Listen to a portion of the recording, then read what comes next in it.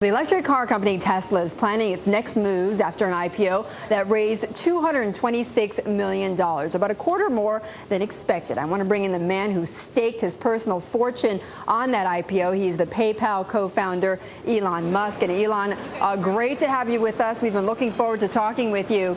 And, with all these reports about your IPO and the company, a lot of it focuses on the loss-making part of Tesla.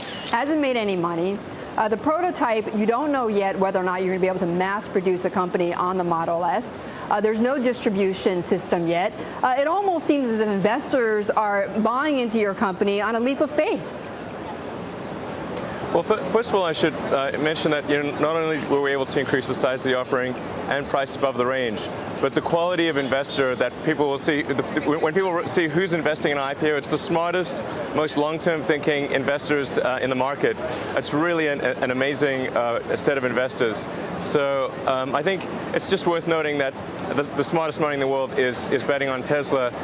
They must have a reason for doing so. Because obviously to go public and increase the range and increase the price in this market is not easy. And these are very well-informed people. Right, but you've got an equal number of people who are saying, there has to be more, answered. There has to be more questions that have to be answered. Essentially, what are you going to do with this money, and how are you going to stop losing money in Tesla? Yeah. Well, I think an important point that seems to be lost by most people is that if Tesla were just making the sports car and doing our powertrain supply business, we would be profitable as a company. However, we're expanding massively. We're talking about expanding by 3,000% in the space of 2 to 3 years. It's just not possible for the company as a whole to be profitable with that kind of with that rate of expansion. And that's the reason for the unprofitability. It's not some fundamental flaw in the Tesla business. Right. We had a guest earlier on, Elon, who said, look, he wouldn't buy a company, a Model S, unless it was part of a larger firm, a larger auto company. Is the end game for Tesla to be acquired by a larger car company? No, I think our goal is to remain independent and to create the most compelling and competitive car company of the 21st century. That's what we intend to do. Yeah, I mean that's the strategy we're executing against. Okay, so an acquisition is out of the question.